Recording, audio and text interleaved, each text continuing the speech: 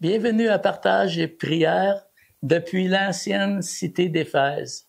Vous voyez, j'ai mis mon chapeau d'explorateur et aujourd'hui, nous nous déplaçons en Turquie. Et je me tiens actuellement sur une rue de l'ancienne Éphèse, une rue fameuse parmi les ruines de l'ancienne cité qui traversait toute la vieille Éphèse. Aujourd'hui, donc, on veut se plonger et connaître mieux le contexte historique et culturel derrière cette lettre, le contexte dans lequel l'Église d'Éphèse a été fondée. Où est située, premièrement, l'ancienne ville d'Éphèse? Regardons une carte moderne. Aujourd'hui, les ruines de l'ancienne cité d'Éphèse se situent près de Selçuk, le site archéologique d'Éphèse, qui est devenu une attraction touristique phénoménale avec des vestiges impressionnants d'un passé vraiment riche. C'est vraiment un beau site archéologique. Au temps où Paul est venu à Éphèse, la population était de plus de 200 000 habitants quand même.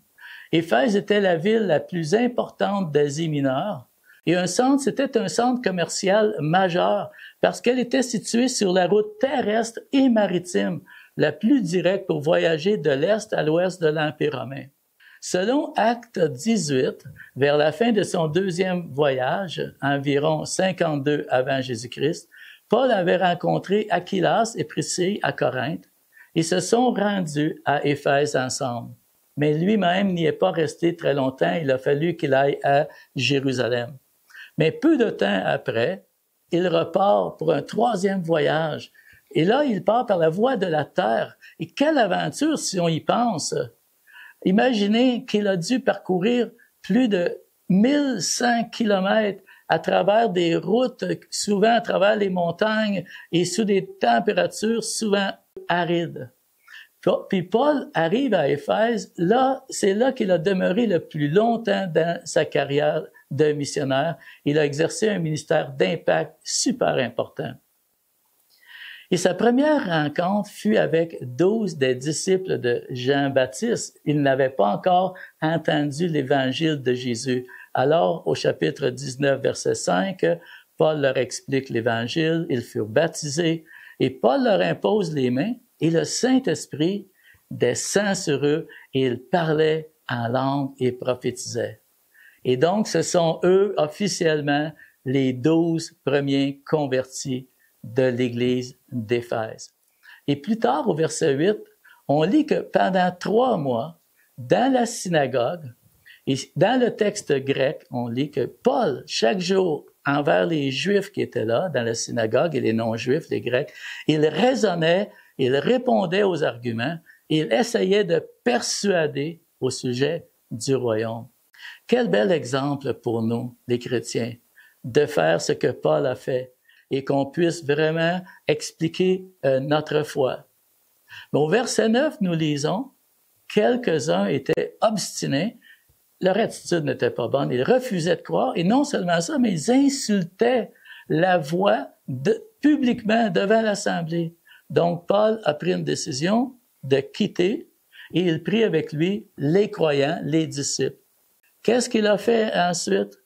Nous lisons qu'il leur parlait chaque jour dans l'auditoire de Tyrannus, ou l'école de Tyrannus.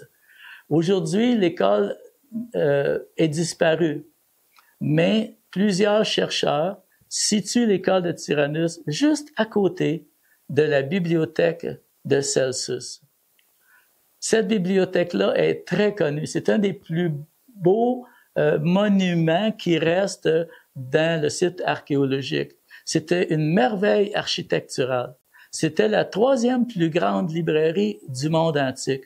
On estime qu'elle abritait environ 12 000 manuscrits, ce qui en faisait l'une des plus grandes bibliothèques du monde antique.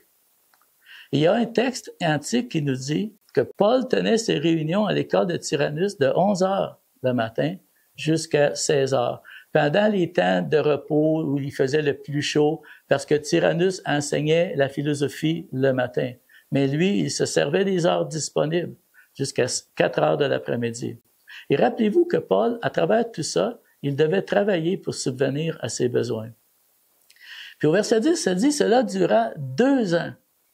À 2 ans, à tous les jours, Paul, dans sa routine, allait enseigner la parole de Dieu à l'école de Tyrannus.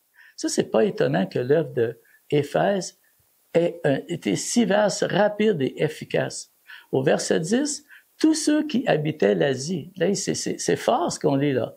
Écoutez bien, comme résultat de ce que Paul a fait, tous ceux qui habitaient l'Asie, juifs et grecs, entendirent la parole du Seigneur. C'est-à-dire qu'il ne faisait pas que prêcher à l'école de Tyrannus. Il y avait un grand centre commercial dans l'ancienne Éphèse qui s'appelait Agora, qui avait 300 pieds par 300 pieds. Il allait là-bas aussi prêcher. Il était partout, Paul. Il amenait l'Évangile de tout son cœur. Éphèse est devenue une ville stratégique pour que la parole se répande dans le monde gréco-romain. Certains pensent que l'Église maison de Philémon, ça c'est une théorie, là, on ne peut pas le prouver, mais selon les traditions, on pense que l'Église maison de Philémon et probablement d'autres églises de la région autour d'Éphèse ont été fondées par ceux qui assistaient aux cours bibliques de l'apôtre Paul, ce qui pourrait être possible. Et c'est vers la fin de son séjour là-bas qu'il a écrit la fameuse première lettre aux Corinthiens. Chapitre 19, verset 11, on lit quelque chose qui nous renverse complètement. Dieu accomplissait des miracles extraordinaires par l'intermédiaire de Paul. Et dans tout ça, il y a 7 fils de Sheva, qui était un prêtre à l'époque là-bas, juif, qui tentèrent d'imiter Paul. Ils ont vu le succès de Paul, ils ont été jaloux, curieux et jaloux. Ils ont voulu exorciser quelqu'un. Et là, leur formule à eux, c'était « par Jésus que Paul prêche ». Bon, ça n'a pas marché. Au verset 15 et 16, ça dit que l'esprit malin s'élança sur eux, les a battus, et ils s'enfuirent de cette maison nus et blessés. Mais ce qui est fort de cette histoire-là, ça a provoqué tout un événement.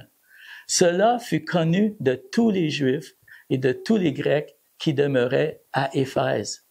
Et la crainte s'empara de tous, et le nom du Seigneur Jésus était glorifié. L'incident avec les fils de Sheva impressionna les gens et les éveilla à la réalité du monde des mauvais esprits, le monde occulte.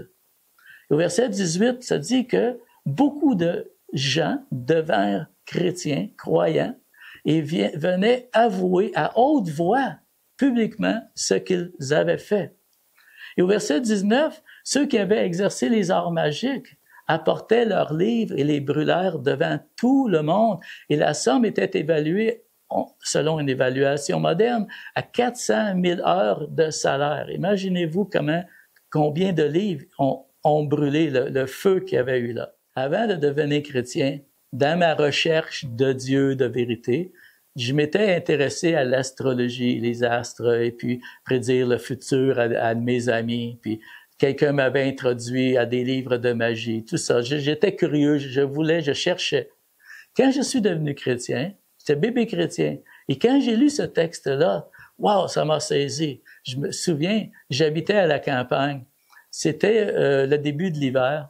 Il y avait un feu de camp, et puis j'avais pris tous mes livres, et puis je les avais brûlés à l'extérieur. Et puis là, j'étais à l'intérieur, puis je me demandais s'il était pour avoir des manifestations, quelque chose. Ben, rien ne s'était passé naturellement.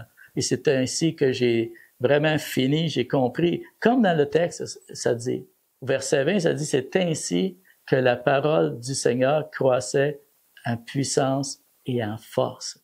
Donc, faut pas attendre quand l'Esprit de Dieu vient nous convaincre que quelque chose qui ne devrait pas appartenir à Christ, je ne devrais pas continuer de pratiquer certaines choses, à parler d'une certaine façon, à me tenir avec certaines personnes, alors finissez-en, prenez vos décisions, traversez la ligne, engagez-vous envers Jésus-Christ. Alors que l'œuvre grandissait, nous lisons au verset 23, ce temps-là, survinrent des troubles graves au sujet de la voix. Vous savez, au temps de Paul, Éphèse était très célèbre pour son temple somptueux dédié à Artémis. Ce temple-là était tellement super, wow, que ça a été parmi les 7 merveilles du monde. Vous pouvez vous imaginer. Vous envoyez des images à l'écran. Beaucoup venaient admirer le temple et rendre un culte à Artémis. Éphèse était un centre international où les religions païennes, les superstitions et le spiritisme se côtoyaient. Et là, au verset 24, un bijoutier ou un orfèvre artisan nommé Démétrius, qui fabriquait des temples et des statues en argent de la déesse Artémis, et ça dit dans le verset qu'il procurait ainsi des gains importants à ses artisans, des profits considérables. Donc, imaginez-vous, pendant 2 ans, Paul prêche qu'il n'y a qu'un seul Dieu, qu'il faut croire en Jésus, et quand on croit en Jésus, cela exige l'abandon des idoles. Ça fait pas plaisir aux artisans qui vivent, qui font des gros profits, parce qu'il y a tellement de touristes et de pèlerins qui viennent et qui achètent toutes ces choses-là. Ils font beaucoup, beaucoup d'argent. Donc, ils se réunissent ensemble, et puis là, c'est la colère totale. On dit, ce Paul-là est venu, il dit aux gens d'arrêter d'acheter ces choses-là. Qu'est-ce qui va arriver à notre commerce? Aujourd'hui, voyez ce qui reste du magnifique temple d'Artémis. Les idoles, vous savez, ont une date d'expiration parce que ce sont des idoles, ils ne sont pas réels. Mais la parole de Dieu demeure éternellement. Vous savez, Luc nous décrit les événements qui sont arrivés là. Quand Démétrius a rassemblé tout le monde, ça a causé une émeute dans toute la ville, les menaces formulées contre Paul. Au verset 29, ça dit « Toute la ville fut dans la confusion et se précipitèrent tous ensemble au théâtre. » Vous savez, ce théâtre-là, c'est wow! Un autre place qui démontre la grandeur, la majesté de Éphèse à cette époque-là. C'était un théâtre gigantesque. Les gradins avaient 125 pieds de haut en hauteur et le diamètre avait 500 pieds de diamètre. Imaginez-vous la majesté de cet endroit-là.